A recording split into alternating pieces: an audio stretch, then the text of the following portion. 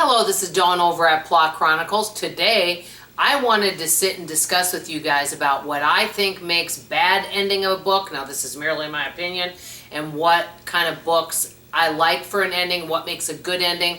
I was going to do them in two separate videos, but I figured I'd put it all in one. Should be able to do this pretty quickly. By the way, do you guys like the content still being 5 minutes or less? I don't know why, but I kind of feel like I still enjoy doing that because I know I can drone on and belabor points, and I know your time is valuable. So let me get started. Okay, so the first thing, let's talk about the bad endings first, okay? I've read a lot of books, and I'll be really enjoying them. The thing I hate the most, which I've shared on this channel, is when I'm reading a book and I'm really engaged in it, and then let's say it's 500 pages. Halfway through, or maybe 200 pages in, it's dragging and I'm bored. I'm like, do I want to finish this? And I've got other books coming on Libby because I don't know if any of you use the Libby app on your phone, but it'll be like that your wait time is over. This book is available. Well, I only accept so many books at a time. And sometimes I have to say manage, hold, deliver later because I'm still in the middle of some books because I can't read 10 books at once. So that's one of the worst things. But to me, when you really like the book and then it gets to the end and you don't like the ending, and these are some things that I don't enjoy. Number one, I don't understand it. Like, I don't understand what's going on. Maybe I've already gotten kind of lost in the last maybe 50 pages. So not understanding what's going on. Okay, which kind of goes with number two, doesn't wrap everything up. You don't have closure, and it leaves a lot of questions. And I remember this book, We Used to Live Here.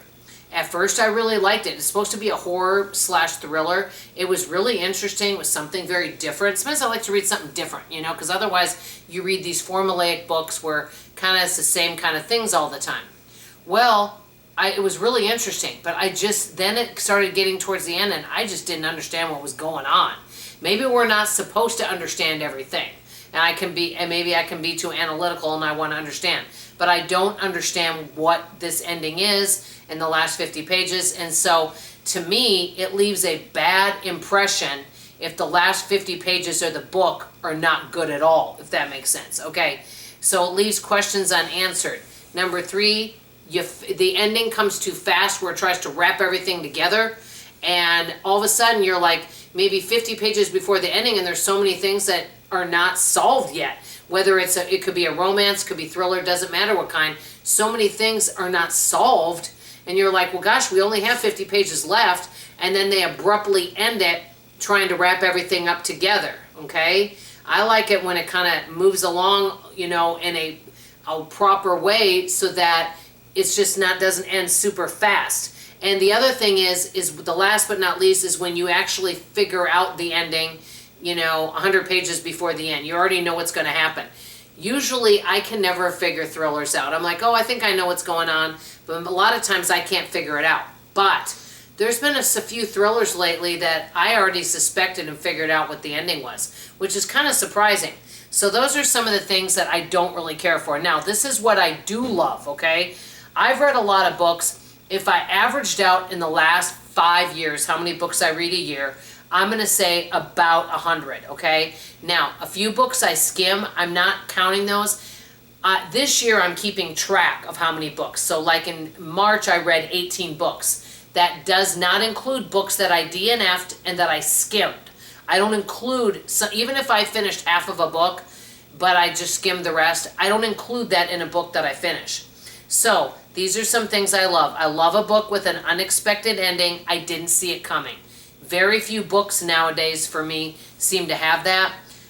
The Riley Sager, The Only One Left, and The Silent Patient, both of those books had that, and several of Frida McFadden's had that, where I just did not see it coming. Love, love, love that. Okay, number two, resolves everything and you have closure and you kind of know. Now, if it does leave an open ending, where it might be a part two, then it would need to kind of wrap it up where it asks a question where you're like, oh, hey, this could be a part two. Are they going to do a part two? But it wraps it up in a way where it asks a question. I like that. That doesn't happen that often because I don't seem to read too many series. Because a lot of times with series, what I've noticed is that, especially with Libby, they might, let's say there's 5 in a series, they might have 1 and then 3. Well, if I can't get the whole series, it's kind of pointless. Okay, so resolves everything, so closure. Number 3, it leaves a lasting impression and I'll never forget it. Well, if you're reading, even if you're reading only, let's just say you're reading 12 books a year. We'll even say 1 book a month. The thing is if you look back on a book that somebody says, hey, I heard you read that book 6 months ago, what was it about, and you can't remember, that means it didn't leave a lasting impression. My favorite books, though, have left lasting impressions on me, and I remember them. So books that leave a lasting impression. Let me ask you guys, what are some endings that you cannot stand that really bother you, and what are some endings that you really like? Share with me your feelings on this topic. That's all I have to say for now. Love you, appreciate you, and I'll see you on tomorrow's video. Bye, everybody.